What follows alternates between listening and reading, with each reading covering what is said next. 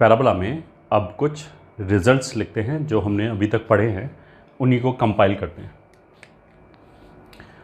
तो for Y square is equal to 4ax parabola की बात चल रही है, एंड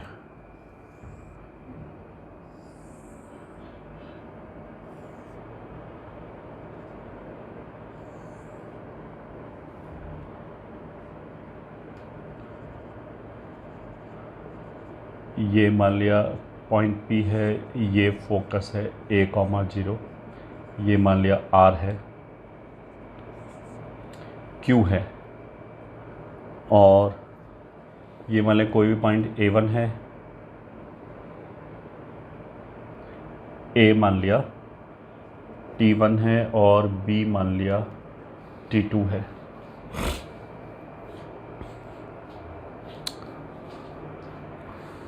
तो देखो हम क्या क्या रिज़ल्ट लिख सकते हैं। ये ओरिजिन है,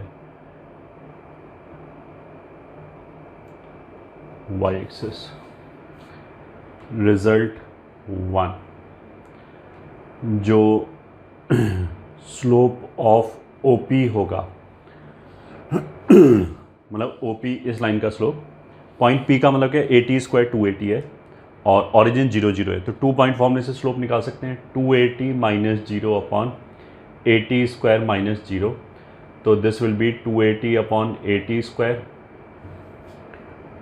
AT अगर कैंसिल करते हैं तो 2 अपॉन T, तो this implies slope of OP is 2/T। एक रिजल्ट ये आ गया।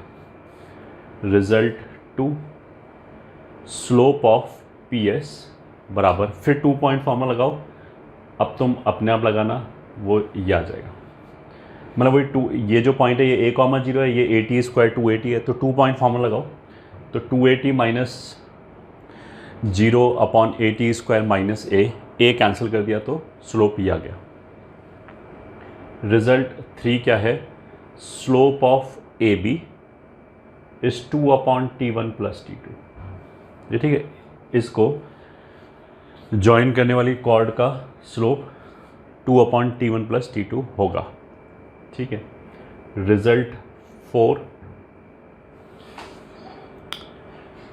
ये है कि जो R के जो कोऑर्डिनेट्स हैं वो -a T1 T2, 0 होगा। ठीक है, मतलब इसके जो कोऑर्डिनेट है वो -a T1 T2, 0 होगा। रिजल्ट 5 हम ऐसे बोल सकते हैं कि जो Q है TQ इंटू TP -1 होगा। फोकल कॉर्ड के लिए PQ फोकल कॉर्ड है, और ये पॉइंट हमने क्या बोला, -a T1 T2 है, तो अगर ये A लिखा हुआ है तो, और अगर मान लिया ये 1 मिनट के लिए T1 T2 है, तो ये -a T1 T2 बराबर A करने का मतलब क्या है, T1 T2 -1 होना चाहिए, तो फोकल कॉर्ड के लिए ऐसे होना चाहिए। तो उसका मतलब क्या है कि Q के लिए T will be -1 upon T, तो इसको हम क्या बोलते हैं, other end of focal cord. ये ठीक है, इसका मतलब क्या है, इसका मतलब ये कि पैराबोला पे मान लिया हमें कोई भी एक पॉइंट दे रखा है, मान लिया पॉइंट P दे रखा है, कोई भी पॉइंट, इसके मेरे को कोऑर्डिनेट्स पता है, फिर P को हमने फोकस से ज्वाइन किया और आगे बढ़ाया, उसने पैराबोला को वापस मान लिया Q पे कट किया। तो अगर मानिए मेरे को पॉइंट P पता है, तो उसका मतलब क्या, P के कोऑर्डिनेट्स पता है, हैंस P के करस्पॉन्डिंग T का वैल्यू भी पता है। अब हमने क्या किया कि जो पॉइंट Q है वो कैसे निकाल सकते हैं कि जो P के लिए T का वैल्यू है उसके माइनस का रेसिप्रोकल ले लिया, वो Q के लिए T का वैल्यू आ जाएगा। अब AT² 280 में ये वाला T रख दिया तो Q के कोऑर्डिनेट्स आ जाएंगे, मतलब Q के कोऑर्डिनेट्स ऐसे हो जाएगा, AT², तो a/T², -2a/T, ये हो जाएगा। अगर ये पॉइंट AT² 280 है तो ये पॉइंट कितना हो गया, a/T², -2a/T, ये हो गया। ठीक है, अब रिजल्ट 6,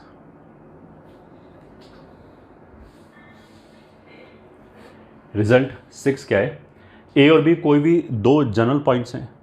ठीक है, तो अगर हमें कॉर्ड लेंथ निकालनी हो AB, तो that will be root over a T one square minus a T two square का whole square, x one minus x two का whole square plus 2a t1 minus 2a t2 का whole square.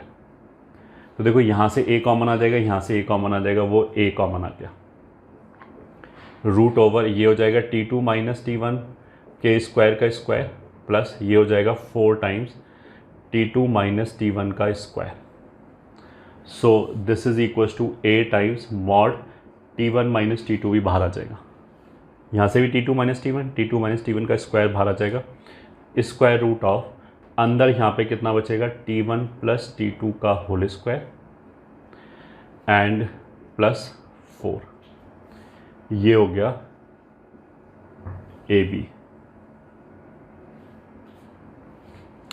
Cord length मतलब t1 और t2 को join करने वाली cord का length ये होगा। अब ये कोई रिजल्ट नहीं है, ये तो then and there you can derive. अगर हमें पॉइंट्स पता है ना A T one square 2a t1 and A T two square 2a t2, तो डिस्टेंस फॉर्मूला लगा के ये आ जाएगा। ठीक है, रिजल्ट 7 क्या था, फोकल डिस्टेंस। तो फोकल डिस्टेंस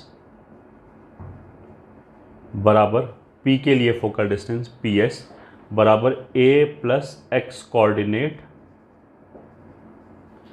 ऑफ p, हमने ऐसे बोला था। तो अगर जो पॉइंट p है वो t है तो ये हो गया a plus A T square. तो अल्टीमेटली ps कितना हो जाएगा a into 1 plus T square. तो इसी फॉर्मूले से qs कितना हो जाएगा a इंटू 1 प्लस, यहाँ पे जो t आएगा वो q का t आ जाएगा, q के लिए जो भी t की वैल्यू हो, तो that a into 1 plus T Q जो है वो -1/t है। तो यहाँ पे अगर -1/t का स्क्वायर करेंगे तो 1/t स्क्वायर, ये आ जाएगा a into 1 plus T square upon T square, ये आ गया। अब देखो इसमें रिजल्ट याद रखने वाला क्या है कि अगर मैं PS का रेसिप्रोकल एंड QS का रेसिप्रोकल लेके ऐड करूं तो ये आ जाएगा a 1 plus T square plus ये आ जाएगा T square a 1 plus T square. तो डिनोमिनेटर सेम हो गया, न्यूमरेटर में 1 प्लस टी स्क्वायर कैंसिल हो जाएगा and what you will be left with is 1/a, उसको लिख सकते हैं 2/2a। ठीक है, ऊपर नीचे 2 से मल्टीप्लाई कर लिया तो 1/PS प्लस 1/QS कितना हो गया 2/2a। इसका मतलब तो ये हो गया कि PS 2a एंड QS ये तीनों HP में हो गए। This implies PS 2a QS are in harmonic progression HP। तो अब यहाँ से रिजल्ट क्या बना कि कोई भी फोकल कॉर्ड लो, ये ठीक है, कोई भी कॉर्ड ले लो, मतलब ये वाला पॉइंट है ऐसे ज्वाइन कर लिया इसको, तो फोकस के अराउंड वो 2 पार्ट में डिवाइड हो जाएगा, एक पार्ट ये हो गया, एक ये हो गया। तो इन दोनों पार्ट्स के जो लेंथ्स हैं उन लेंथ्स का HM हार्मोनिक मीन हमेशा 2a आएगा। ठीक है, अब 2a को हम इंग्लिश में क्या बोल सकते हैं, लैंग्वेज में क्या बोल सकते हैं, जो लेटस रेक्टम होता है वो 4a होता है, तो उसका आधा कितना हो गया 2a। तो किसी भी फोकल कॉर्ड के लिए जो फोकल कॉर्ड के सेगमेंट्स का लेंथ है, ये ठीक है, सेगमेंट मतलब एक सेगमेंट ये हो गया, दूसरा सेगमेंट ये हो गया, इनका जो लेंथ है इसका harmonic mean will always be semi latus rectum. Semi मतलब आधा, लेटस रेक्टम मतलब 4a। लेटस रेक्टम देखो लेंथ के लिए भी यूज़ करते हैं, लाइन सेगमेंट के लिए भी यूज़ करते हैं, पूरी लाइन के लिए भी यूज़ कर सकते हैं। तो यहाँ पे अगर मैंने बोला कि semi latus rectum is the HM of length of segments of any focal chord, तो मतलब यहाँ पे लेंथ के लिए यूज़ किया जा रहा है and we are talking about 2a। तो मतलब कोई भी कॉर्ड ले लो, इसका और इसका HM जो है हार्मोनिक मीन वो 2a आएगा। 2a याद रखना बहुत आसान है कि अगर हमने फोकल कॉर्ड लेटस रेक्टम ही ले लिया, ये ही ले लिया, तो उसमें तो ये भी 2a हो जाएगा, ये भी 2a हो जाएगा, तो 2a एंड 2a दो इक्वल नंबर का AM GM HM सब बराबर ही आएगा 2a के बराबर, तो दैट विल बी 2a। तो ये एक रिजल्ट हो गया which we are suppose to memorise. तो रिजल्ट 7 ने हमें क्या बताया,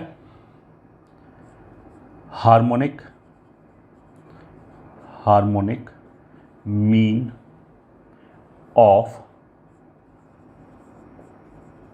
लेंथ्स ऑफ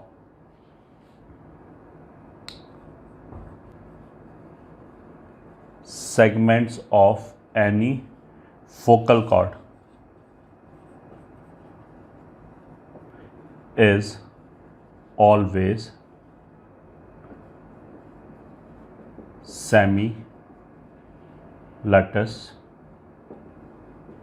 rectum, मतलब 2A. It is always 2A.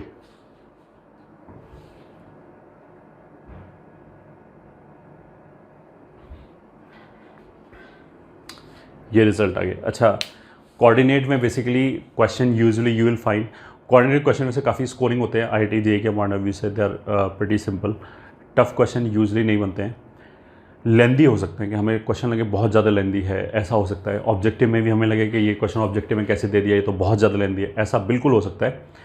और ऐसे केसेस में हमने क्या बोला कि हमें रिजल्ट्स याद होने चाहिए. स्पेशली पैराबोला में तो ये खूब सारे रिजल्ट आएंगे. अगर हमें ये रिजल्ट्स याद है तो क्वेश्चन हम काफ़ी जल्दी भी कर सकते हैं. तो याद करना ज़रूरी है.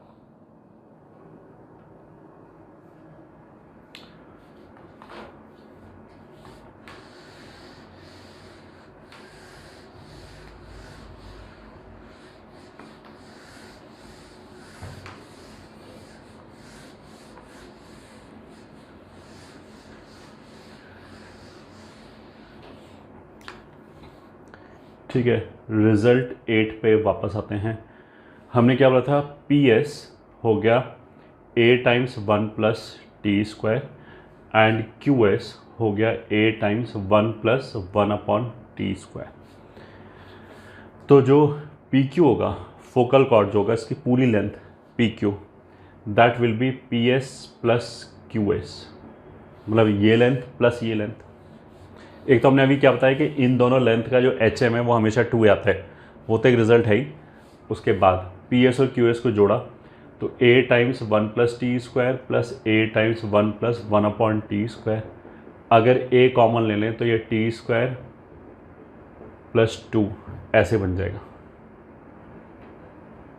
अब ये तो परफेक्ट स्क्वायर हो गया, तो ये हो गया PQ बराबर A times T plus 1 over T का होल स्क्वायर. ये आ गया. तो पॉइंट T से पास करने वाली कोई भी फोकल कॉर्ड है तो उस पूरी फोकल कॉर्ड का लेंथ ये हो जाएगा A into T plus 1 over T. ठीक है, T प्लस 1 ओवर T से हमने एक रिजल्ट पढ़ रखा है कि x plus 1 over x is always greater than equals to 2 if x is greater than 0, less than equals to -2 if x is less than 0. ये ठीक है, वी नो. तो इसको हम ऐसे बोलते हैं x प्लस 1 ओवर x का mod is always greater than equals to 2. तो इसका square is always greater than equals to 4. तो this is always greater than equals to 4a. t plus 1 over T magnitude wise हमेशा greater than equals to 2 होगा, तो उसका square greater than equals to 4 होगा. तो इसलिए जो कोई भी फोकल कॉर्ड है, मतलब जैसे हमने यहाँ कोई पॉइंट लिया, इसको फोकस से ज्वाइन किया, तो इस पूरे की जो लेंथ आएगी वो हमेशा क्या होगी, 4a या 4a से बड़ा ही आएगा. ठीक है, अब 4a कब आएगा, 4a आने के लिए इसका वैल्यू 2 आना चाहिए, 2 या -2 आना चाहिए, दोनों की बात है. और x प्लस 1 ओवर x का वैल्यू 2 कब होता है, जब x का वैल्यू 1 हो, मतलब जब t का वैल्यू 1 हो, तभी ये 4 के बराबर आएगा ये पूरा, या फिर ये पूरा 4a के बराबर आएगा. t इज इक्वल्स टू 1 हमने जहाँ पैरामीटर पढ़ाया था उस टाइम पे पढ़ाया था कि t is equals to 1 latus rectum का एंड पॉइंट का पैरामीटर होता है. ऊपर वाला जो पॉइंट है उसके लिए t 1 होता है, नीचे वाला जो पॉइंट है उसके लिए t -1 होता है. तो उसके हिसाब से लैटस रेक्टम का जो लेंथ है वो हमें पता भी है 4a है. तो latus rectum is the shortest, मतलब क्योंकि इसने बोला ना PQ क्या है, कोई भी फोकल कॉर्ड है that is always greater than equals to 4a, मतलब कोई भी फोकल कॉर्ड का लेंथ या तो 4a होगा या 4a से बड़ा होगा. तो किसी भी फोकल कॉर्ड का मिनिमम लेंथ कितना पॉसिबल है, 4a. अब ये तो हमें पता ही था कि 4a जो लेंथ है वो लैटस रेक्टम का लेंथ होता है, बट वहाँ से हम ये नहीं बोल सकते कि that is the only shortest focal cord. हो सकता है कि किसी और का भी लेंथ 4a आ जाए. तो इसलिए हमने ये प्रूव किया कि केवल वही पॉसिबल है और कोई पॉसिबल नहीं. कैसे प्रूव किया इसका वैल्यू 4 कब आएगा? जब ये t का वैल्यू ±1 हो जाएगा। t का वैल्यू +-1 केवल एंड ऑफ लेटस रेक्टम के लिए ही आएगा, बाकी किसी के लिए भी नहीं आएगा। ठीक है, तो यहाँ से हम क्या बोल सकते हैं? PQ is greater than equals to 4a। तो यहाँ से एक नोट तो ये निकला,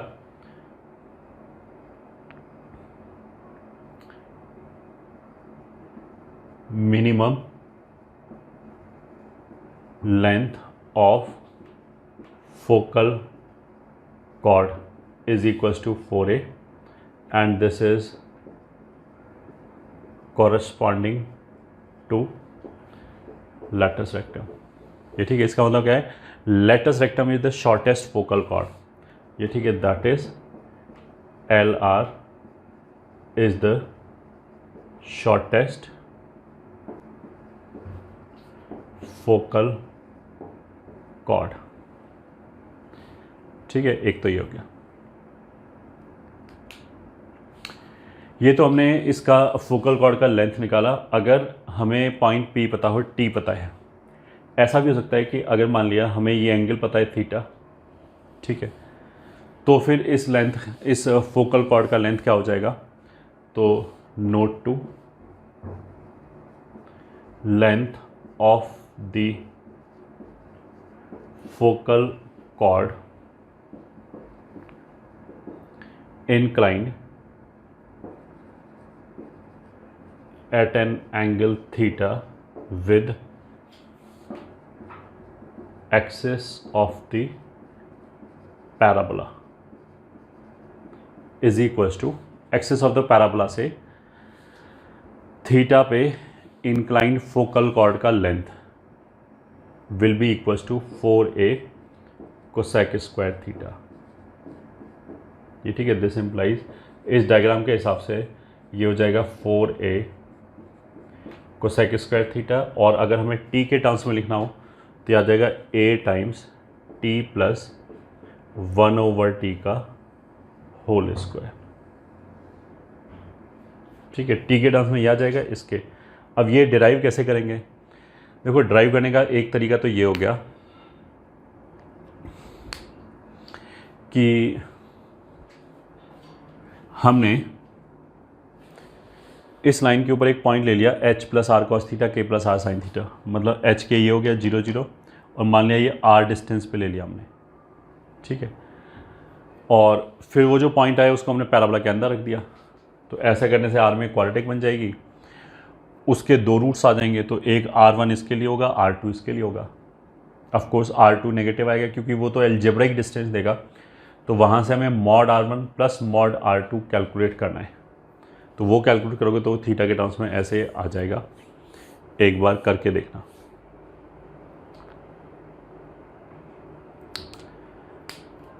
ठीक है, तो अभी तक के लिए तो इतने रिजल्ट्स काफ़ी हैं याद रखने के लिए।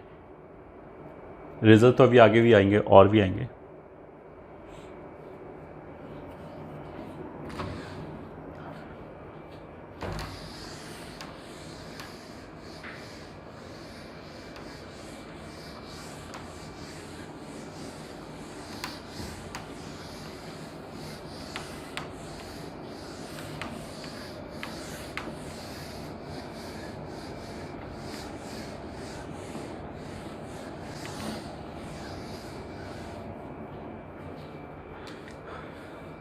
तो question 1,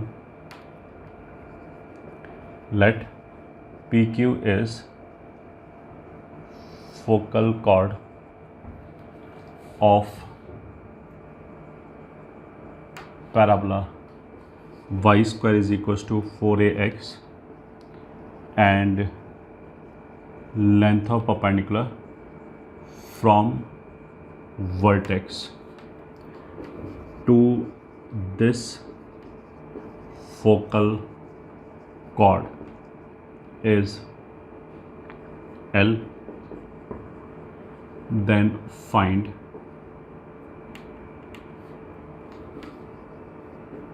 length PQ। First question.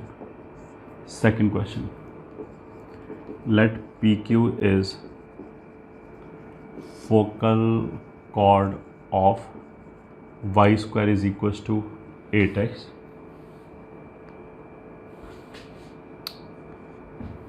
where P is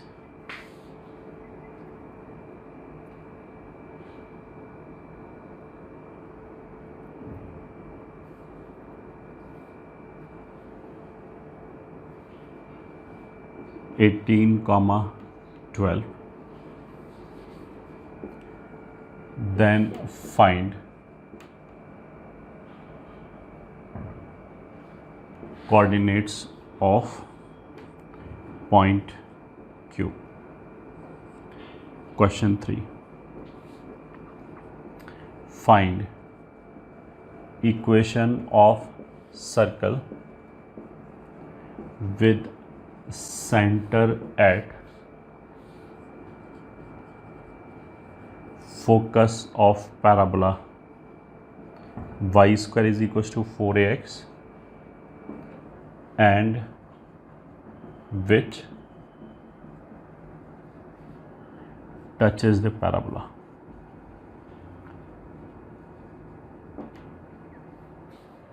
And which touches the parabola. Question 4. Let PQ is focal chord of y square is equals to 8x, where PS बराबर 20. Then find PQ if S is focus. तो चलो पहले इतने ही question करते हैं.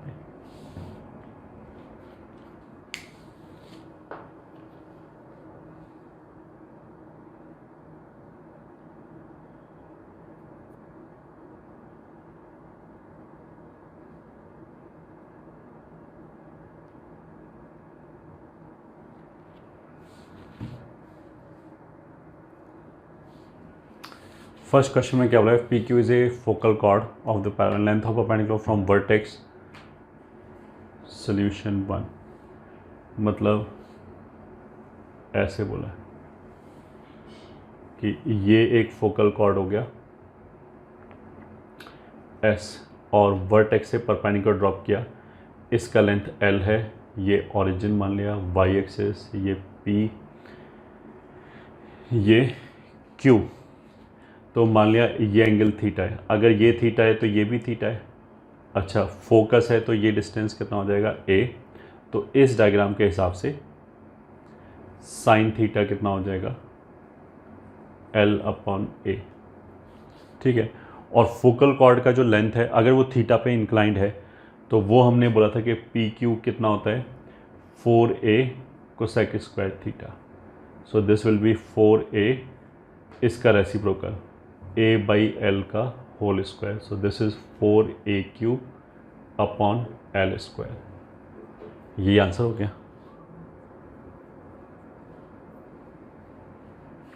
ठीक है. First question. Solution 2. Let PQ is a focal chord of y square is equals to 8x and y square is equals to 8x है तो a का वैल्यू कितना हो गया? 2. ठीक है.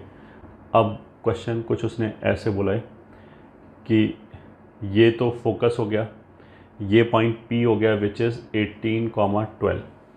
तो इसके लिए t का वैल्यू निकालने के लिए हमने क्या किया? 2at बराबर 12. तो 2 इंटू 2 इंटू टी बराबर 12. तो t बराबर कितना हो गया? 3. तो q के लिए t कितना हो जाएगा? -1 अपॉन टी -1 अपॉन 3. तो q के कोऑर्डिनेट्स कितने हो जाएंगे? a T Q square comma 2a/t/q. तो दैट इज a का वैल्यू कितना है? 2. टी क्यू का स्क्वायर, इसका स्क्वायर कितना आ जाएगा? 9. फिर 2, a का वैल्यू 2, 4, टी क्यू -1/3 तो -4/3. ये आ जाएंगे q के कोऑर्डिनेट्स. तो ये आंसर आ गया. Then find coordinates of point Q, तो ये आ गया। ठीक है,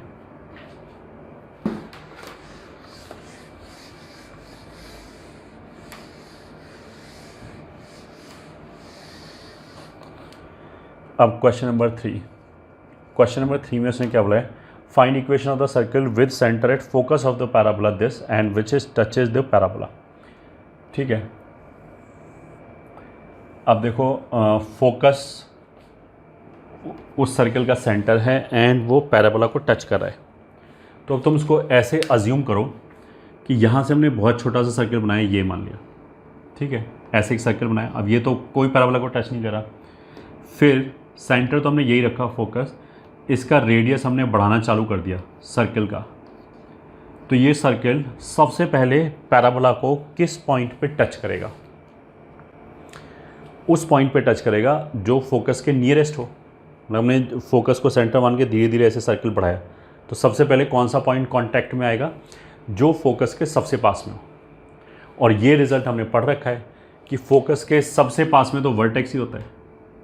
तो उसका मतलब क्या है कि जो सर्कल आएगा जिसका सेंटर फोकस होगा, ठीक है, वो वर्टेक्स पे ही टच करेगा। ठीक है, बस ख़त्म, सॉल्व। फिर तो ये रेडियस a हो गया और सेंटर a,0 हो गया। ठीक है, तो सोल्यूशन में क्या लिखेंगे? As vertex is the nearest point to focus, hence point of contact of required circle will be vertex. This implies center of circle is a,0 and radius is equals to a। ठीक है, parabola standard दे रखा है y square is equals to 4x, hence equation of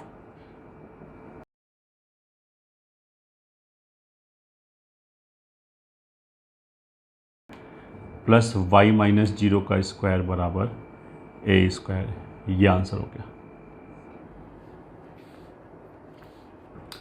तो ये answer हो गया हमारा क्वेश्चन नंबर 3 का।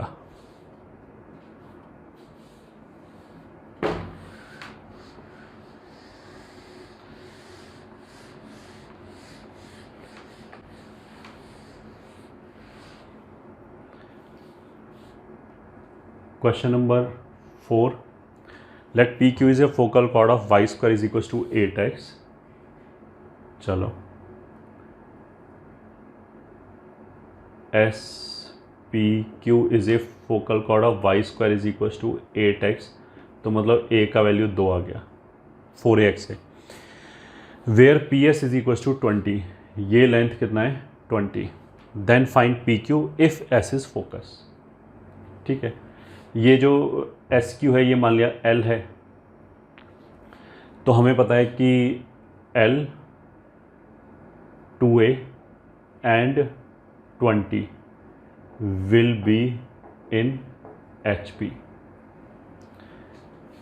ये ठीक है, उसका मतलब क्या है कि 1/L plus 1/20 will be 1/A, या 2/2A लिख लो, 2/2A, मतलब 1/A और A का वैल्यू 2 है, तो 1/L कितना हो गया? 1/2 माइनस 1/20, तो 9/20। Hence L will be 20/9। ठीक है, ये तो L आ गया, बट हमें चाहिए क्या? पी क्यू बोला है क्वेश्चन में उसने, तो P Q will be S P plus S Q which is 20 plus 20/9, तो 20 कॉमन लेके 200/9, ये आंसर आएगा। ठीक है, तो इट इज़ इम्पॉर्टेंट कि हम क्वेश्चन में ये जरूर ध्यान रखें कि पूछा क्या है, ऐसा नहीं कि हम इसी को आंसर बता दें। So this is our 4th question.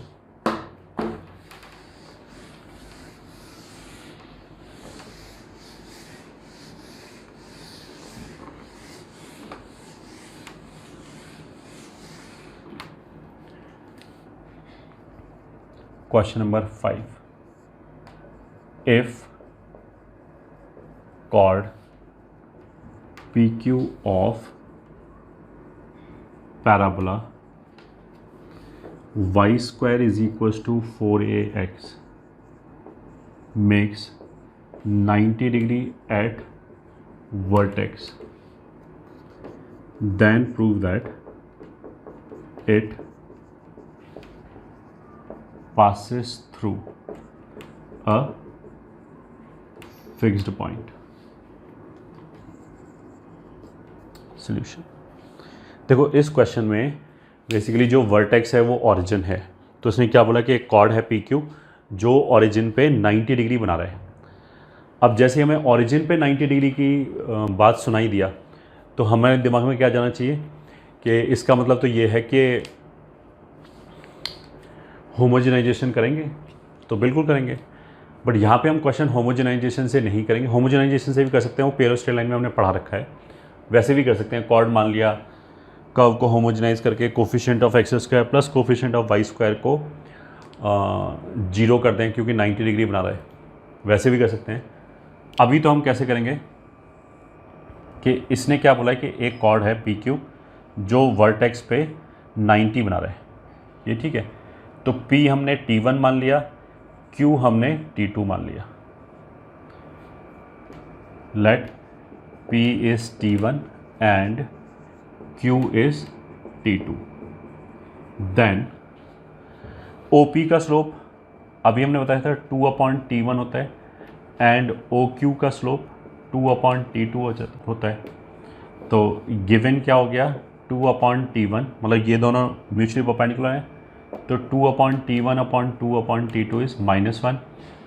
This implies T1 T2 is equals to -4।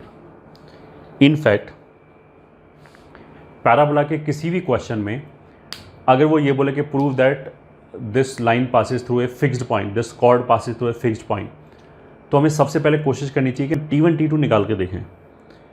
T1 into T2 क्या आ रहा है उस कॉर्ड के लिए, अगर वो कांस्टेंट आ रहा है तो फिर हमारा काम बन गया। फिर वो एक फिक्स्ड पॉइंट से पास करेंगे। किस फिक्स्ड पॉइंट से? देखो ये हमने बताया था कि ये R पॉइंट होता है -a T1 T2, 0। अगर T1 T2 कांस्टेंट आ जाए, जैसे यहाँ पे आ गया, तो ये 4a, 0 एक फिक्स्ड पॉइंट आ जाएगा। उसका मतलब क्या है कि जितनी भी कॉर्ड यहाँ पे 90 बना रहे हैं वो सब इस पॉइंट से पास करेगा, या उल्टा कि इस पॉइंट से कोई भी कॉर्ड ले लो वो यहाँ ऐसे 90 ही बनाएगा, तो ये भी 90 बना रहा होगा। T1 T2 is equals to -4। This implies fixed point lies on x axis with coordinates are 4a, 0। तो ये हैंस प्रूव हो गया। तो एक बार हमने दोबारा याद दिला दिया कि कभी भी पैराबोला के क्वेश्चन में वो ये बोले कि prove that chord passes through a fixed point, तो हम हमेशा क्या चेक करेंगे कि उस कॉर्ड के लिए T1 T2 की वैल्यू क्या आ रही है। अगर वो T1 T2 की वैल्यू कांस्टेंट आ रही है तो फिर वो जो पॉइंट है वो एक्स एक्सिस पे लाई करेगा। -a T1 T2 में T1 T2 की वो वैल्यू उठा के रख दिया तो हमें फिक्स्ड पॉइंट पता लग जाएगा। ठीक है, इसको याद रखा।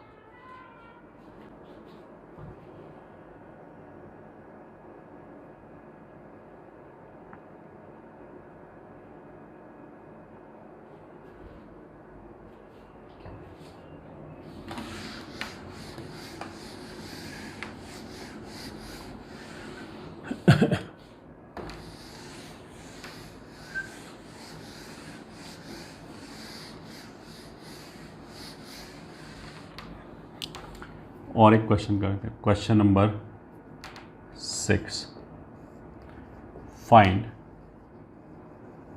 Area of the triangle ABC inscribed in parabola y square is equals to 4ax where A, B, C are T1, T2, T3 respectively. Solution.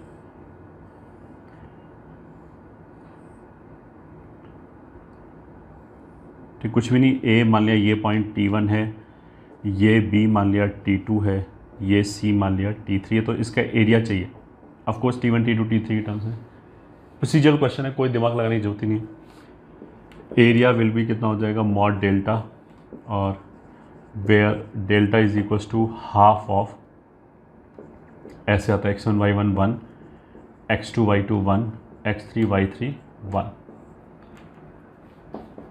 ठीक है, पैराबोला में हाफ ऑफ, इसका x कोऑर्डिनेट मतलब a_t1 स्क्वायर, y कोऑर्डिनेट मतलब 2a_t1 1, फिर a_t2 square 2a_t2 1, a_t3 square 2a_t3 1, यह आ जाएगा। ठीक है, अब डिटर्मिनेंट की प्रॉपर्टी से यहाँ से a कॉमन निकाल लिया, यहाँ से 2a कॉमन निकाल लिया, तो बाहर आके कितना हो जाएगा, a 2a/2, ये हो जाएगा T1 square T2 square T3 square, T1 T2 T3 1 1 1। ठीक है, ये 2 कैंसिल हो जाएगा, माइनस a स्क्वायर, में a स्क्वायर आएगा, माइनस से हमने क्या किया, इन दोनों को पलट लिया, तो आ जाएगा 1 1 1, T1 T2 T3, T1 square T2 square T3 square. तो अगर तुमने डिटर्मिनेंट पढ़ाए तो वहाँ हमने इस डिटर्मिनेंट का वैल्यू याद रखने के लिए बोला था, 1 1 1 ABC a square B square C square, इसका वैल्यू आता है a minus B, B minus C, C minus A. और अगर तुमने डिटर्मिनेंट नहीं पढ़ाए अभी तक तो कोई बात नहीं, तुम यहाँ पे सिंपली इसको यहीं पे इवैल्यूएट कर लो, जैसे भी तुम इवैल्यूएट करते हो, जब पढ़ोगे तो समझ में आ जाएगा। This is equals to minus a square T1 minus T2, T2 minus T3 and T3 minus T1। ठीक है, तो एरिया कितना हो जाएगा, a स्क्वायर मॉड के अंदर T1 minus T2, T2 minus T3 and T3 minus T1, ये answer हो जाएगा। अच्छा, अगर पॉइंट्स हमें T1 T2 T3 की बजाय एक्स वाई जेड वाले फॉर्म में दे रखा हो, x1 y1 x2 x Y Z नहीं, मतलब x1 y1 x2 y2 x3 y3, तो कुछ भी नहीं, हम y1 की जगह हमने 2a T1 रखा है, तो T1 की जगह y1/2a रख देंगे, तो यहाँ पे रख दिया y1/2a, यहाँ पे रख दिया y2/2a, फिर ऐसे ही y2/2a y3/2a, तो 2a 2a 2a कितना हो गया, 8a³, उसको बाहर निकाला, तो बाहर निकालेंगे तो 1/8a आ जाएगा, a³ और a स्क्वायर में से वो कैंसिल हो गया, अंदर ये ऐसे बच जाएगा। अब ऐसे भी लिख सकते हैं, दिस विल ऑल्सो डू, ये टी के टर्म्स में आंसर हो गया। इस क्वेश्चन का तो आंसर यही है बस, बट अगर पॉइंट x1 y1 के टर्म्स में दिया होता तो हम ऐसे भी बोल सकते थे, एरिया ऐसे भी लिख सकते हैं। ठीक है,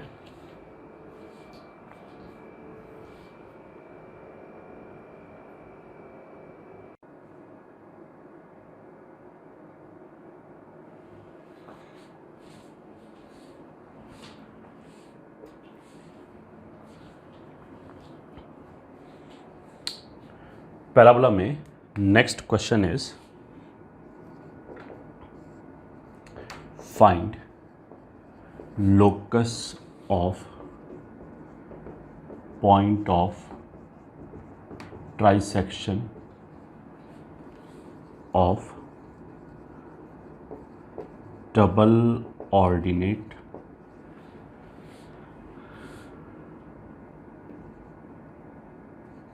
of parabola y square is equals to 4ax. Question 2. Find locus of midpoint of chords of parabola y square is equals to 4ax which passes through vertex. फिर question number 3, let A is vertex of the parabola, y square is equals to 4ax, and triangle ABC is an equilateral triangle. Then find side length of the parabola. Question number 4. Identify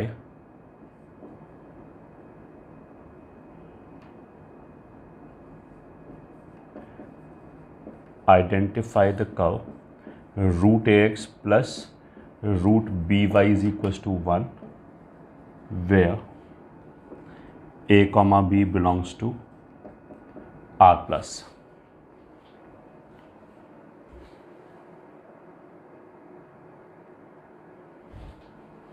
पहले ये questions करते हैं.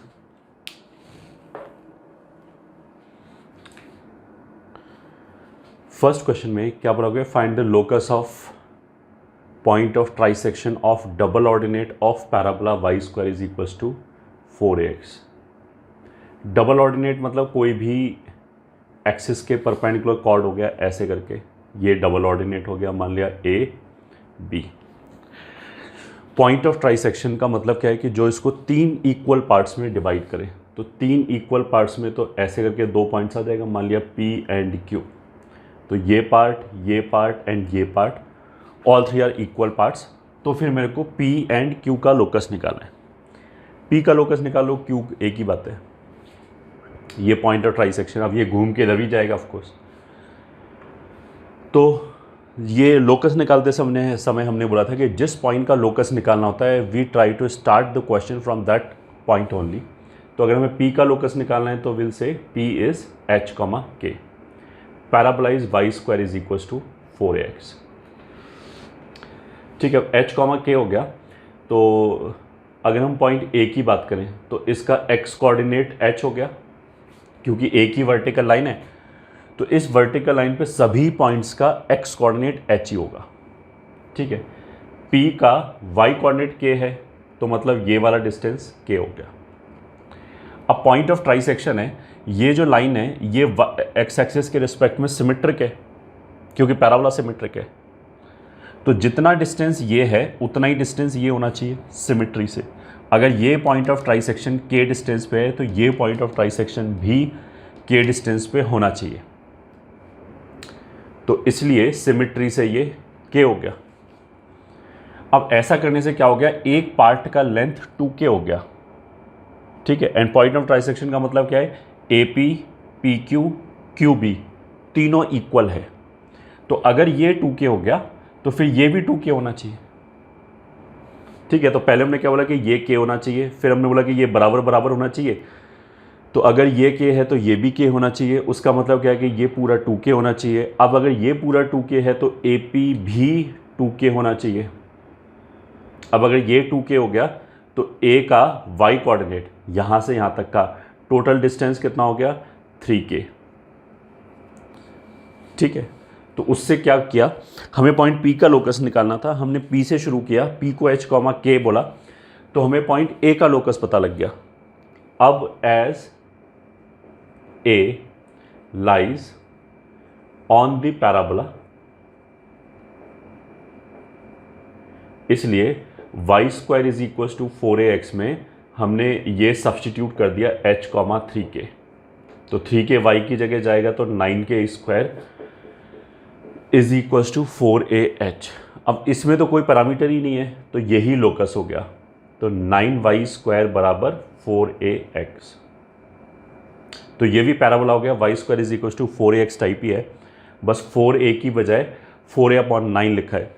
तो उसका मतलब क्या है, मतलब इसका कोई यूज़ नहीं, आंसर तो यही है वैसे, बस मैं ऐसे ही एक्स्ट्रा एक्सप्लेन कर रहा हूँ कि जो ये पॉइंट ऑफ ट्राइसेक्शन है वो भी एक ऐसी पैराबोला पे आएगा और इसका जो लेटस रेक्टम होगा इस पैराबोला का वो ओरिजिनल पैराबोला के लेटस रेक्टम का 1/9 होगा, 1/9 होगा. क्योंकि ओरिजिनल वाले का 4a होगा और इसका 4a/9 हो गया, इसलिए। तो हो गया हमारा question solve 1। Solution 2, find locus of mid point of chord of the parabola y² = 4ax which passes through vertex. ठीक है, again a simple question. Parabola है और वर्टेक्स से पास करने वाला हमने कोई कॉर्ड लिया, ये ठीक है, मान लिया OP। अब उसने क्या बोला कि इसके मिड पॉइंट का लोकस बताओ, तो फिर अगेन मिड पॉइंट का लोकस निकालना है, तो वहीं से हमने चालू कर दिया। मिड पॉइंट को मान लिया h, k। ठीक है, अब ये 0 0 है, ये h, k है, तो पॉइंट P क्या हो जाना चाहिए, 2h, 2k, क्योंकि this plus this is 0 0, this plus this by 2 ये आना चाहिए, तो ये 2h, 2k होना चाहिए। इसके आगे एग्जैक्टली यही है कि जो पॉइंट P है वो y² = 4x को सेटिस्फाई करेगा, तो करा दिया। k की जगह रख दिया 4k², y की जगह 2k रख दिया, x की जगह 2h रख दिया, तो 8ah। तो लोकस के लिए hk की जगह xy रख दिया, तो ये आ गया। ये भी एक पैराबोला आ गया लोकस। इसका लेटेस्ट रेक्टम हाफ है ओरिजिनल वाले का।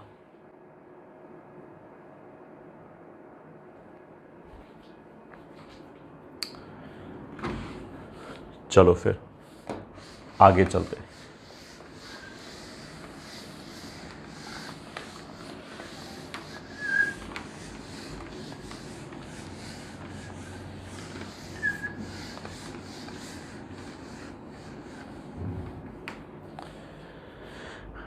Question number 3, let a is the vertex of the parabola y² = 4ax। तो y² = 4ax एक पैराबोला है जिसका वर्टेक्स a है, and triangle ABC is an equilateral triangle, then find side length of the parabola, sorry parabola नहीं, of the triangle, side length of the triangle. अब तुम origin से देखो कि मान लिया अगर B पॉइंट यहाँ पे है, ठीक है, अपर पैराबोला, अपर हाफ जो है पैराबोला का एंड लोअर हाफ जो है वो तो सिमेट्रिक है एक्स एक्सिस के रिस्पेक्ट में। तो एक्स एक्सिस के ऊपर अगर एक पॉइंट A है विच इज़ वर्टेक्स, तो इसके रिस्पेक्ट में भी upper half and lower half symmetric होगा।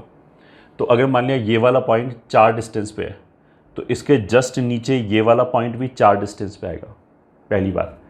दूसरी बात, अगर हम यहाँ से पॉइंट दूर करते चले जाए, पैराबोला के ऊपर दूर चलते हुए चले जाए,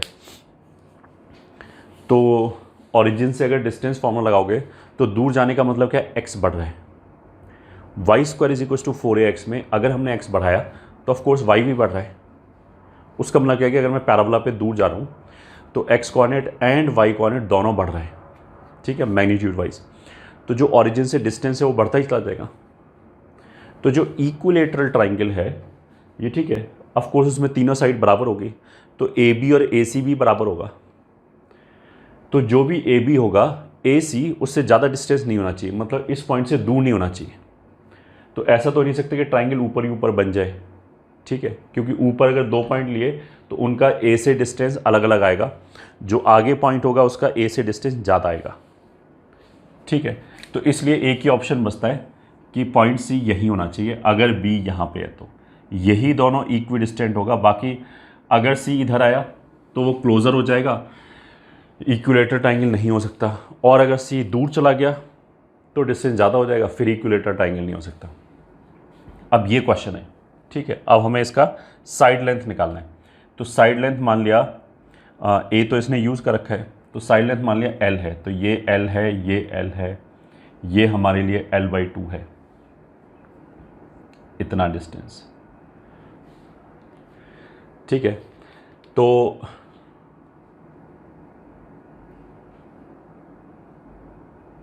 अगर हमें इक्विलेटरल ट्राइंगल चाहिए तो ये समझ में आता है कि ये पूरा एंगल 60 डिग्री होगा। 60 डिग्री होगा तो मतलब ये 30 डिग्री होगा। तो अगर मैं पॉइंट B को T बोल दूं टी मतलब ए टी स्क्वायर 280, वो वाला टी अगर पॉइंट बी टी के बराबर है तो एम ए बी का स्लोप हमने याद रखने के लिए बोला था कि 2/t होता है, 2 पॉइंट फॉर्मूले से ए टी स्क्वायर 280 एंड 0 के बीच में 2 पॉइंट फॉर्मूला लगा के स्लोप निकाल सकते हैं, 280 minus 0 upon A T square minus 0, तो वहाँ से स्लोप 2/t बचेगा and that should be equals to, अगर ये एंगल थीटा बना रहा है तो tan थीटा होगा स्लोप, तो tan 30 डिग्री हो गया विच इज़ 1/√3। तो t को इधर ले जाएं, इसको इधर ले जाएं, तो t का वैल्यू कितना आ जाएगा 2√3। ठीक है। अच्छा, अब जो l/2 है, अगर साइड लेंथ l है, ये पॉइंट b जो है वो t है, उसका मतलब क्या है ए टी स्क्वायर 280, तो 280 का मतलब क्या है, ये डिस्टेंस 280 है, तो this should be equals to 280, मेरे को तो l चाहिए बेसिकली, तो this is equals to 4AT 2√3, या फिर l बराबर कितना हो गया 8√3a। तो अगर पैराबोला दे रखा है वाई स्क्वायर बराबर 4ax क्वेश्चन में, तो उसका मतलब क्या है कि a is a known quantity, तो जो भी हमारा आंसर आएगा वो a के टर्म्स में आना चाहिए, इसलिए 8√3a आ गया। ये हो गया हमारे लिए क्वेश्चन नंबर 3। अब आता है question number 4, √ax plus √by is equals to 1। ये बताने कि कौन सा कर्व है, a एंड b पॉजिटिव है। ठीक है, तो पहले पहचानने के लिए हमने ऐसे स्क्वायरिंग कर दिया, तो याद जाएगा ax plus by plus 2√abxy is equals to 1। ये हो गया। ठीक है, तो अब हमने क्या किया, इन दोनों को उधर ले गए, 2√abxy बराबर 1 minus ax minus by and फिर स्क्वायरिंग कर दिया, तो आ जाएगा 4abxy बराबर a square plus b square plus c square 2ab 2 and plus 2abxy। तो अगर हम सारे टर्म्स को एक तरफ ले जाएं तो it will be a square x square plus b square y square. 4abxy को उधर ले जाएं तो 2ab के साथ कैंसिल होकर कितना आ जाएगा, minus 2abxy minus 2ax minus 2by plus 1 बराबर 0। ये आया।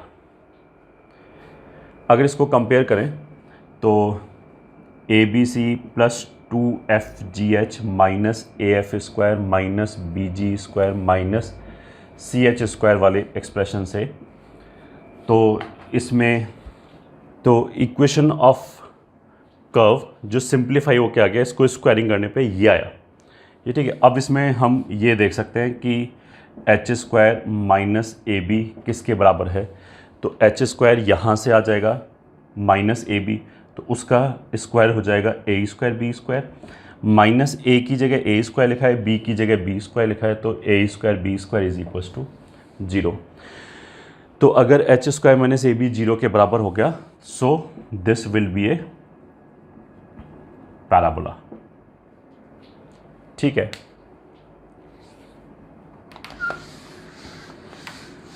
नेक्स्ट क्वेश्चन की तरफ चलते हैं।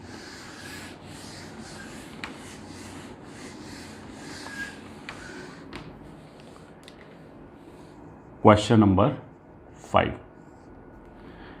which says let a circle and parabola y square is equals to 4ax intersect at 4 points A, B, C, D given as ATI square comma 2ATI where I is equals to 1, 2, 3, 4। मतलब 81 square 281, 82 square 282, ऐसे करके 4 points आ गए। Then prove that first part sigma y A is equals to 0, second part sigma T1 is equals to 0, third part AB and CD are equally inclined with x-axis. AB and CD are equally inclined with x-axis. देखो question में उसने ऐसे बोला कि एक parabola है and इस पे मान लिया 4 कॉन्साइक्लिक पॉइंट्स हमने ले लिए A, B, C, मतलब कोई भी, चलो A, B, C, D ऐसे ले लिया। ये मान लिया T1 है, ये T2 है, ये T3 है एंड ये T4 है। तो अगर ये चारों पॉइंट कॉन्साइक्लिक हैं, ये ठीक है, या फिर एक सर्किल इसको इंटरसेक्ट कर रहा है, तो इस सर्किल का इक्वेशन हमने मान लिया x² plus y square plus 2gx plus 2fy plus c बराबर 0। ठीक है, ये हमने सर्किल का इक्वेशन मान लिया। अब इसको एंड पैराबोला को सॉल्व किया। अच्छा, पहले तो हम एक चीज़ ये ज़रूर समझ लें कि कोऑर्डिनेट के क्वेश्चन में जैसे हमें कुछ भी T1 से कुछ लेना देना है या T2 से कुछ लेना देना है, तो हम ऐसे नहीं करते हैं कि हमने T1 के लिए कुछ निकाला फिर T2 के लिए कुछ निकाला। यूजुअली क्या होगा कि एक इक्वेशन बनेगा और यहाँ पे जैसे अगर 4 पॉइंट्स के लिए बात चल रहा है तो अपने आप क्या होगा कि एक 4 डिग्री का इक्वेशन बन रहा होगा और उस 4 डिग्री के इक्वेशन में sum of root and product of the roots वगैरह निकाल के जो भी हमें चाहिए वो सब आ जाएगा। ठीक है, पहली बात। दूसरी बात, अगर हमें 2 कर्व्स को सॉल्व करना है, जैसे ये पैराबोला और इस सर्किल को सॉल्व करना है, पॉइंट ऑफ इंटरसेक्शन चाहिए, तो व्हाट वी कैन डू कि इनकी कार्टेशियन इक्वेशन को सॉल्व कर लें। मतलब y square is equal to 4x को उठा के इस कर्व के साथ सॉल्व कर लें। ठीक है, x का वैल्यू उठा के x का यहाँ से x का value Y square upon 4a उठा के इसमें रखें तो y में एक 4 डिग्री का इक्वेशन बन जाएगा। एक तो ऐसे कर सकते हैं कि दोनों कर्व की कार्टेशियन इक्वेशन को सॉल्व कर लें, और हम क्या कर सकते हैं कि एक कर्व की कार्टेशियन इक्वेशन लिया और दूसरे कर्व के पैरामीट्रिक कोऑर्डिनेट्स उसमें रख दिया। मतलब जैसे सर्किल है तो पैराबोला के ऊपर कोई भी पॉइंट AT² 280 टाइप होगा। अगर कोई भी पॉइंट AT² 280 टाइप है तो वो definitely y² is equal to 4x parabola पे लाई कर रहा होगा। तो हमने क्या किया, AT² 280 हमने पैराबोला की इक्वेशन में सर्किल की इक्वेशन में रख दिया। मतलब ये देखने के लिए AT² 280 टाइप कितने पॉइंट सर्किल के ऊपर लाई करें। तो ऐसा करने से t की जितनी वैल्यूज़ आ जाएंगी उतनी पॉइंट्स आ जाएंगे। तो हम इसमें ऐसे ही करेंगे, मतलब for point of intersection solve put AT² 280 in equation of circle. तो x² की जगह आ जाएगा AT² का स्क्वायर प्लस y की जगह आ जाएगा 280 का square plus 2g80² plus 2f 280 plus c बराबर 0, ये आएगा। ठीक है, अब ये दिखाई दे रहा है कि हमें 4 डिग्री का इक्वेशन है t⁴ प्लस t⁴ ये आएगा, t³ नहीं आएगा, फिर t² के साथ यहाँ से 4a² और यहाँ से आ जाएगा 2gA² के साथ, फिर t के साथ यहाँ से कितना आ जाएगा 4aft प्लस c बराबर 0। इसके रूट्स हो गए t1 t2 t3 t4। ठीक है, ये 4 पॉइंट्स हो गए इस इक्वेशन के रूट्स। अब यहाँ से सम ऑफ रूट्स निकाल सकते हैं थ्योरी ऑफ इक्वेशन लगा के। तो वो तो होता है अगर t⁴ है तो इसके अगले वाला coefficient divided by highest coefficient.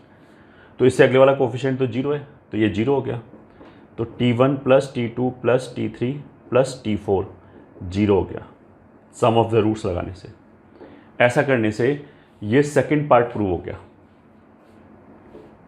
This is proved part 2। ठीक है, अब इसी को मतलब पॉइंट ए के कोऑर्डिनेट कितना है, क्या है, 81 स्क्वायर कॉमा 281। देखिए ए के कोऑर्डिनेट्स क्या हैं इसके, 81 स्क्वायर कॉमा 281, तो वाई कोऑर्डिनेट कितना है 281। तो फर्स्ट पार्ट के लिए फॉर पार्ट 1 सिग्मा वाई ए का मतलब कितना हो जाएगा, सिग्मा 281। तो 2a को कॉमन निकाल दें, सिग्मा T1। अब सिग्मा T1 तो अभी हमने प्रूव किया है कि 0 है, तो ये 0 हो गया, तो सेकंड पार्ट प्रूव हो गया, हैंस प्रूव्ड ये वाला पार्ट। ठीक है, अब थर्ड पार्ट पे आते हैं। A B and C D are equally inclined with x axis. ठीक है, अब ए बी का इसका जो स्लोप होगा वो हमने याद रखने के लिए बोला था 2/T1 + T2 होता है ये। ठीक है, और इसका जो स्लोप है वो हो जाएगा 2/T3 + T4। तो हम ऐसे बोल सकते हैं कि slope of A B is equal to 2/T1 + T2 बराबर 2 चारों का सम तो 0 है, T1 + T2 + T3 + T4 का सम 0 है, तो T1 + T2 कितना हो जाएगा, minus times T3 + T4। This is equal to -2/T3 + T4 sorry minus 2/T3 + T4 C D का स्लोप हो जाएगा। तो यहां से तो क्या निकल के आया कि A B and C D का स्लोप एक दूसरे का नेगेटिव है। उसका मतलब क्या है कि अगर एक ऐसे थीटा बना रहा है तो दूसरा ऐसे थीटा बनाएगा, तो एक्स एक्सिस के साथ इक्वली इंक्लाइंड है, एक ऊपर थीटा बना रहा है, एक नीचे थीटा बना रहा है। अच्छा, इनका पॉइंट ऑफ इंटरसेक्शन सेम होना जरूरी नहीं है, वो तो अगर इधर से भी यहाँ से भी थीटा बनाए तो भी चलेगा। उसका मतलब ऐसा नहीं कि इसी पॉइंट से पास करे, कहीं से भी पास करे, एंगल बराबर बनाएगा। तो A B and C D are equally inclined with x axis, ये प्रूव हो गया हमारा। ठीक है,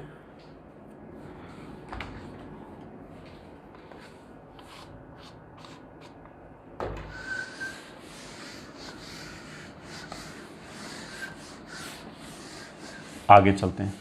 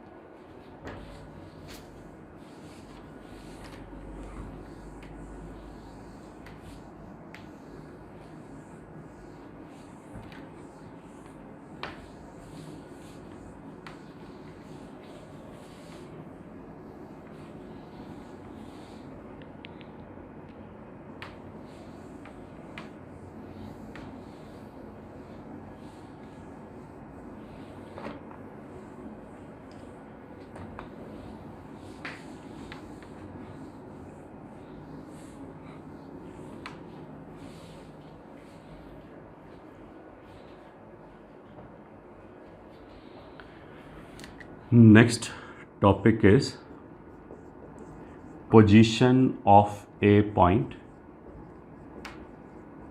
with respect to a parabola. Position of a point with respect to a parabola.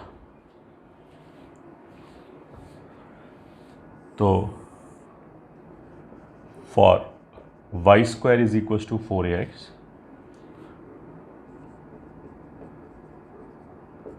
Point P इधर है या इधर है,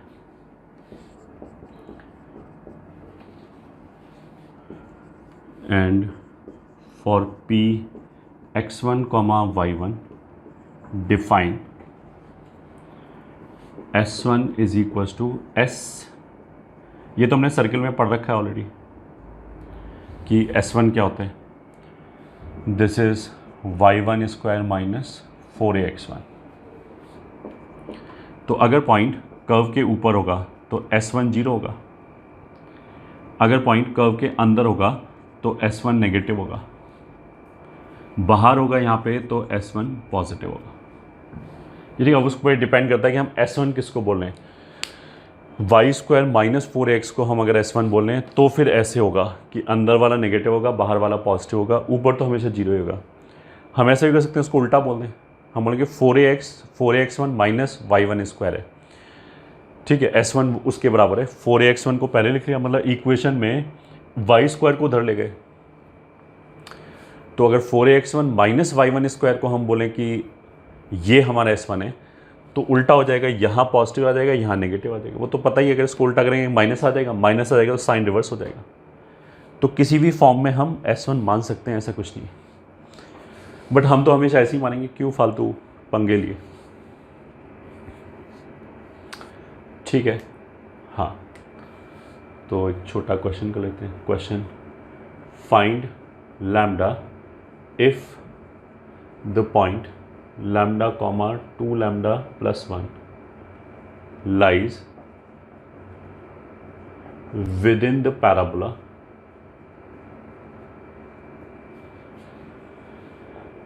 y square is equal to 4x। Solution क्या होगा? अगर y square is equal to 4x के अंदर लाई कर रहा है तो S1 नेगेटिव होना चाहिए। दिस इम्प्लाइज y स्क्वायर मतलब 2 लैम्डा प्लस 1 का होल स्क्वायर बराबर 4 टाइम्स x।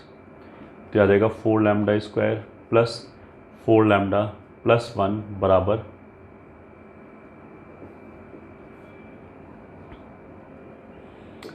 तो 4 लैम्डा स्क्वायर प्लस 1 बराबर 0। तो this there implies no real lambda exist. सही है, नो रियल लैम्डा एग्जिस्ट। क्यों, ऐसा क्यों हो गया? ये जो पॉइंट है ये बेसिकली एक लाइन पे लाई कर रहा है, ठीक है। कौन सी लाइन पे? y बराबर 2x प्लस 1, y बराबर 2x प्लस 1। अब जब हम y बराबर 2x प्लस 1 खींचेंगे और हमें मतलब लैम्डा की वैल्यू अगर चेंज करेंगे तो हम y बराबर 2x प्लस 1 पे you will get different points. तो अब एक्चुअल में ऐसे हो रहा होगा कि जो लाइन है वो ऐसे आ रहा है, तो लाइन का कोई भी पार्ट पैराबोला के अंदर नहीं आ रहा, इसलिए हमें कोई वैल्यू मिला नहीं, ठीक है। अगर हम मान लिया यहाँ पे 2 लैम्डा माइनस 1 कर दें तो ये वाली लाइन जो है वो हो जाएगी y बराबर 2x माइनस 1। फिर तो वो हाफ से यहाँ से पास करेगा, फिर तो आंसर आ जाएगा। अगर हम 2 लैम्डा प्लस 1 की बजाय 2 लैम्डा माइनस 1 कर दें तो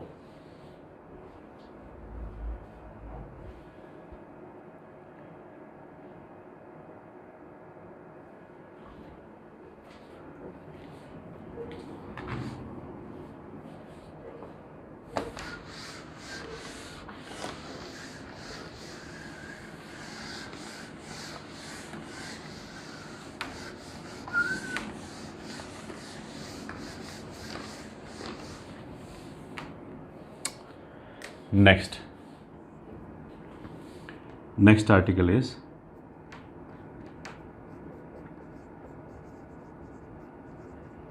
intersection of line and parabola for points of intersection of y is equals to mx plus c and y square is equals to 4ax. Solve the equations simultaneously। ठीक है, y उठा के हमने यहाँ रख दिया, एक लाइन दे रखा है और एक पैराबोला दे रखा है, ठीक है। तो उनके वो दोनों कितनी जगह पे इंटरसेक्ट कर रहा है ये सब जानने के लिए हमने y उठा के इसमें रख दिया। तो आ जाएगा mx प्लस सी का whole square is equals to 4ax। इसको ओपन करेंगे तो आएगा m square x square plus 2cm minus 2a times x plus c square is equals to 0। ये हो गया हमारा इक्वेशन 1।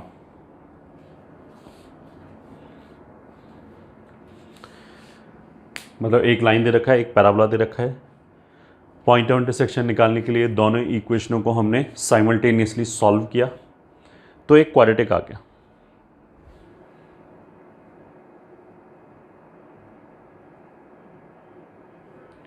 ये जो क्वाड्रेटिक है इसके जो रूट्स आएंगे वो पॉइंट ऑफ इंटरसेक्शन आएगा। अब रूट आएगा या नहीं आएगा ये डिपेंड करेगा डिस्क्रिमिनेंट पे। तो अगर हम इसका डी कैलकुलेट करें, B square C square M square plus 4a square minus 4ac minus 4 B square minus 4ac, तो 4a का वैल्यू ये हो गया, c का वैल्यू ये हो गया।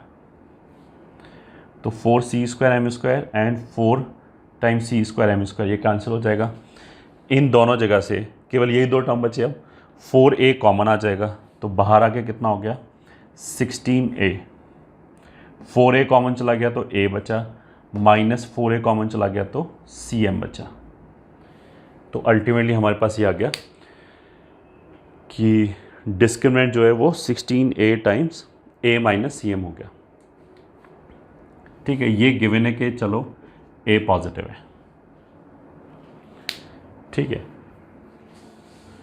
अब देखो हम क्या क्या लिख सकते हैं। Note 1, if d is greater than 0, या चलो पहले if d is less than 0 then d less than 0 का मतलब क्या हो गया, a पॉजिटिव है तो 16a पॉजिटिव होगा। तो a माइनस सी एम अगर नेगेटिव हो जाए, मतलब अगर a less than C m हो जाए, if d is less than 0 then discriminant negative हो गया, तो मतलब इक्वेशन 1 के जो रूट्स हैं, इस इक्वेशन के जो रूट्स हैं वो क्या आ गए, इमेजिनरी आ गए। इमेजिनरी आने के लिए, आने का मतलब क्या है कि हम क्या कर रहे थे, हम क्या सॉल्व कर रहे थे, हम ये देख रहे थे कि पैराबोला एंड लाइन के कौन कौन से पॉइंट ऑफ इंटरसेक्शन आने हैं।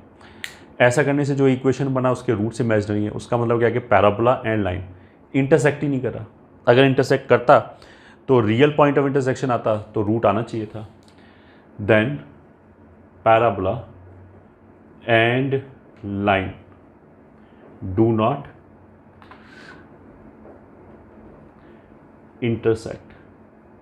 मतलब कुछ ऐसे सिचुएशन हो गया कि मान लिया लाइन एल ये है और पैराबोला ये है, ये हो गया हमारा case 1। Case 2, if D is greater than 0 that is A is greater than C M. D positive होने का मतलब क्या है कि ये पॉजिटिव है, A is greater than C M, then parabola intersect the line at two distinct points। मतलब इस वाले केस में कुछ ऐसे हो रहा है कि जो पैराबोला है वो लाइन को दो डिस्टिंक्ट पॉइंट पे कट कर रहा है। मान लिया ए और बी पे कट कर रहा है। ठीक है, तो दो पॉइंट ऑफ इंटरसेक्शन आ गया, या लाइन इज ए कॉर्ड। अब अगर लाइन कॉर्ड है तो इस केस में फिर हम कॉर्ड लेंथ कैलकुलेट कर सकते हैं। कॉर्ड लेंथ बराबर ए बी बराबर root over x A minus x B का whole square plus Y A minus Y B का होल स्क्वायर।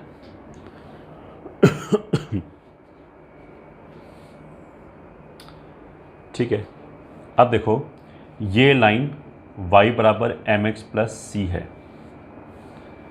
तो अगर इस लाइन के ऊपर a और b लाई कर रहा है तो सेटिस्फाई करेगा। वाई ए बराबर M times X A plus C हो गया एंड वाई बी बराबर M times X B plus C हो गया। घटा दें अगर तो Y A minus Y B आ जाएगा M times X A minus x B. वो वैल्यू अगर हम यहाँ पे रख दें तो this is equals to X A minus x B का whole square plus M square X A minus x B का होल स्क्वायर।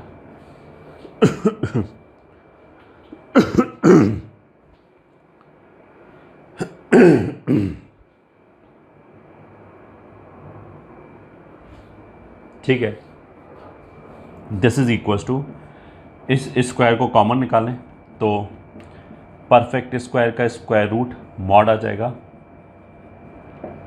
1 + m²। क्या किया हमने? कुछ भी नहीं किया, सीधा डिस्टेंस फॉर्मूला लगाया और फिर हम इसको ऐसे ही बोल सकते हैं 2 पॉइंट फॉर्मूले से ए बी का स्लोप निकाल लिया, m will be ya minus Y b upon xa minus x b. वहाँ से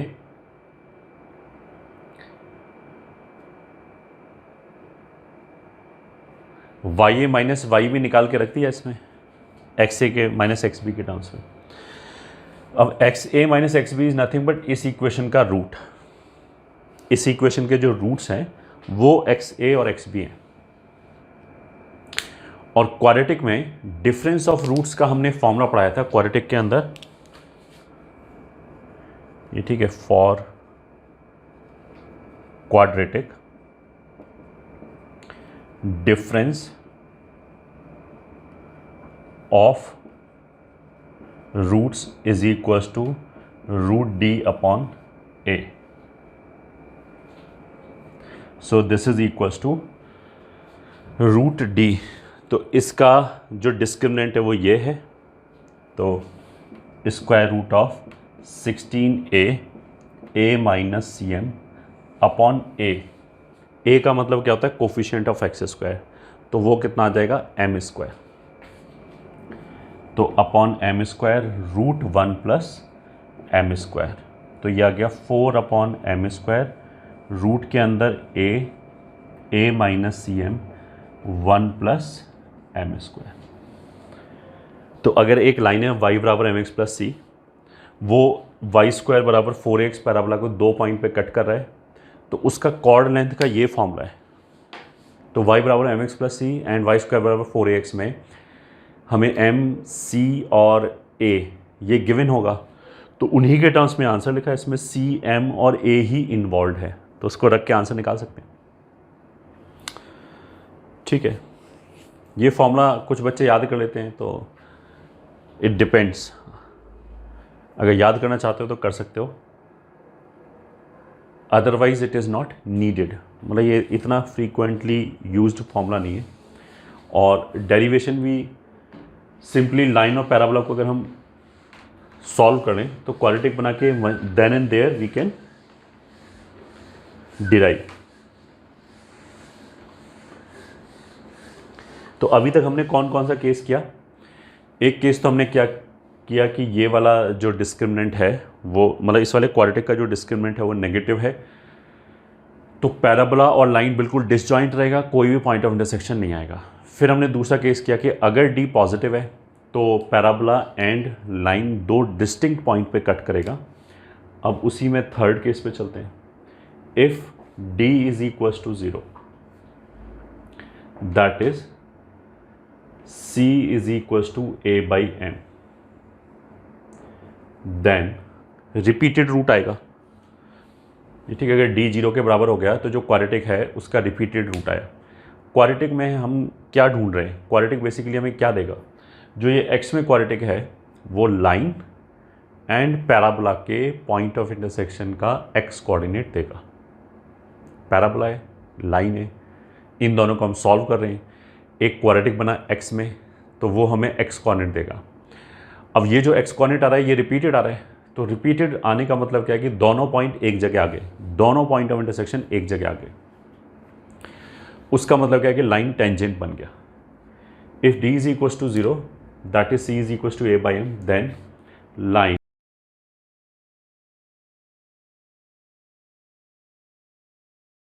टू द पैराबोला, ये ठीक है, and this is called tangency condition. Tangency condition का मतलब क्या है कि y बराबर mx + c लिखा है, ये ठीक है। अब a की m की वैल्यू के लिए मान लीजिए ये पैराबोला है और y बराबर mx + c मान लीजिए ये कोई लाइन हो गया। अब मैं c की वैल्यू चेंज करूँ तो लाइन ऐसे पैरेलली इधर उधर शिफ्ट होगी, ये ठीक है, इनफाइनाइट लाइंस बन जाएंगी सेम स्लोप का। तो उनमें से कुछ लाइन ऐसा होगा, मतलब पैराबोला के केस में केवल एक ही लाइन ऐसा होगा जो इसको टच कर रहा होगा, तो वो जो टच कर रहा होगा उसके लिए c का एक स्पेसिफिक वैल्यू आएगा, बाकी इन सब का वैल्यू सी का अलग अलग आएगा। तो जो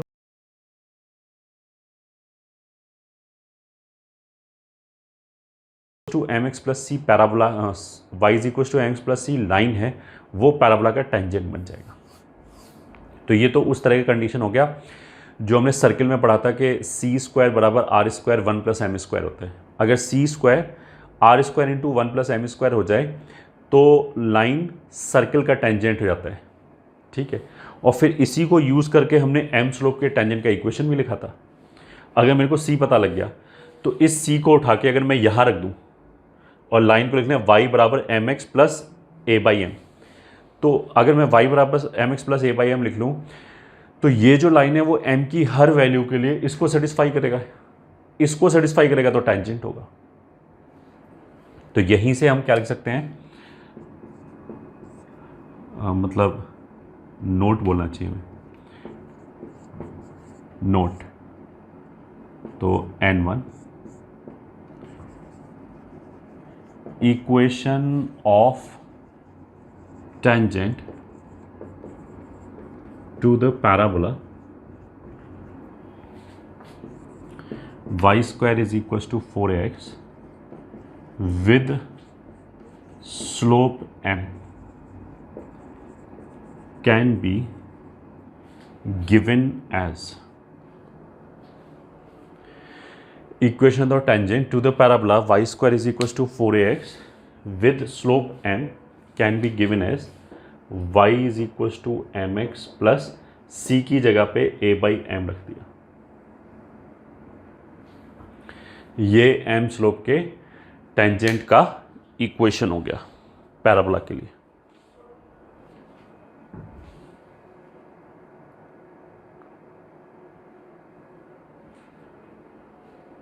ठीक है, फर्स्ट नोट। अच्छा, ये जो टेंजेंट का इक्वेशन आया है वो इसी पैराबोला के लिए आया है, y square is equal to 4x के लिए। अगर हम पैराबोला चेंज करेंगे तो ऑफकोर्स ये कंडीशन चेंज हो जाएगी, ये कोई यूनिवर्सल कंडीशन नहीं है।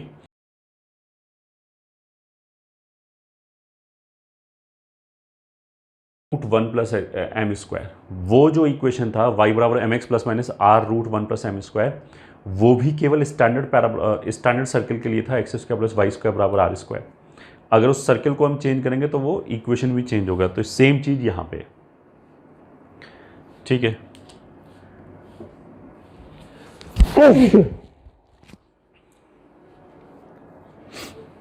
मान लिया ये इक्वेशन 2 है। If 2 passes through, if 2 passes through h comma k, then मानिए m स्लोप की टेंजेंट है, ये किसी एक पॉइंट h कॉमा k से पास कर रहा है। या तुम इसको ऐसे बोलो कि हमारे पास एक पॉइंट है h कॉमा k, वहाँ से हमने पैराबोला के ऊपर टेंजेंट खींचा। नाउ आई वांट कि इस टेंजेंट का इक्वेशन क्या है। क्वेश्चन ये है, एक पॉइंट दे रखा है हमें h कॉमा k और h कॉमा k से हमने पैराबोला के ऊपर एक टेंजेंट खींचा। Now you are suppose to tell कि what is the equation of this tangent. तो हमने ऐसे सोचा कि टेंजेंट खींचा, चलो अच्छी बात है, टेंजेंट खींचा तो उसका कुछ ना कुछ स्लोप होगा। तो मान लिया इस लाइन का स्लोप m है। अगर इस लाइन का स्लोप m है तो इस लाइन का इक्वेशन ये होगा y बराबर m x plus a by m. ठीक है, तो हमने ये मान लिया, इसको फिर h कॉमा k से पास करा दिया। मतलब कहने का मतलब क्या है, थियोरेटिकली अगर मेरे को h कॉमा k पता है और मेरे को टेंजेंट का इक्वेशन निकालना है तो इफेक्टिवली मेरे को स्लोप का वैल्यू चाहिए। अगर मेरे को स्लोप पता है तो इसमें सब्स्टिट्यूट करके तुरंत टेंजेंट आ जाएगा, क्योंकि अगर स्लोप पता है तो टेंजेंट तो यही आएगा। तो हमने क्या किया, h कॉमा k को रखा इसमें, तो आ जाएगा k is equals to m h plus a by m. ठीक है, क्या अननोन है m, h कॉमा k तो दे रखा है, तो यहाँ से आ जाएगा h एम स्क्वायर माइनस के एम प्लस ए बराबर 0। ये तो क्वाड्रेटिक आ गया। क्वाड्रेटिक आने से हमें क्या पता लगा कि एक पॉइंट से मैक्सिमम 2 टेंजेंट खींच सकते हैं, किसी भी एक पॉइंट से पैराबोला के ऊपर 2 टेंजेंट खींच सकते हैं ऐसे करके, ठीक है। अगर मान लिया इसका d नेगेटिव हो जाए तो फिर कोई भी रियल m की वैल्यू आएगी नहीं, तो कोई टेंजेंट खींचेगा नहीं। तो इसका d जो है वो नेगेटिव कब होगा, जब ये पॉइंट अंदर आ जाएगा। अगर पॉइंट अंदर आ जाएगा तो यू कैन वेरीफाई योरसेल्फ कि जो इसका d होगा डिस्क्रिमिनेंट होगा और जो S1 होगा वो सेम चीज़ आ जाएगी। यहाँ से दिख रहा है k स्क्वायर माइनस 4ah आ जाएगा, तो वही S1 होता है। तो S1 नेगेटिव होने का मतलब क्या है कि पॉइंट पैराबोला के अंदर है, पैराबोला के अंदर है तो S1 नेगेटिव हो गया, और इसका जो डिस्क्रिमिनेंट है वो S1 के बराबर है, तो डिस्क्रिमिनेंट नेगेटिव हो गया, तो वहाँ से टेंजेंट खींचेगा ही। ये मैथमेटिकल प्रूफ हो गया इस बात का कि पैराबोला के अंदर से कोई टेंजेंट नहीं खींच सकता। अगर मैं तुमसे बोलूँ ना कि कहाँ से टेंजेंट खींचेगा, तो हम आई के उससे बोल सकते हैं कि बाहर से खींच जाएगा। अब मैं बोलूँगा प्रूव करो उसको मैथमेटिकली, तो ऐसे थोड़ा बोल सकते हैं दिख रहा है कि बाहर से खींच जाएगा। हम तो उसको मैथमेटिकली शो करेंगे कि जब ही खींचेगा जब इसके रियल रूट आए, और इसके रियल रूट आने के लिए पॉइंट पैराबोला के अंदर नहीं होना चाहिए, तो वो S1 से लिंक करके प्रूव कर सकते हैं। तो नोट 2.1 क्या आया, from A point maximum 2 tangents can be drawn।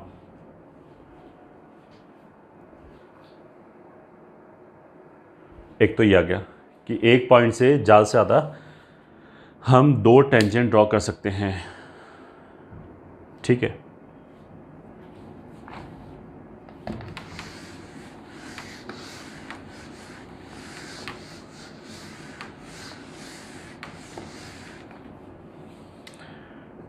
Note 2.2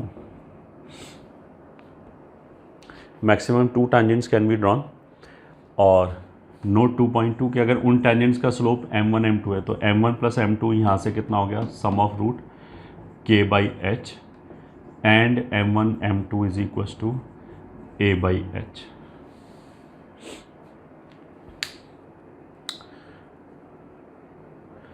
तो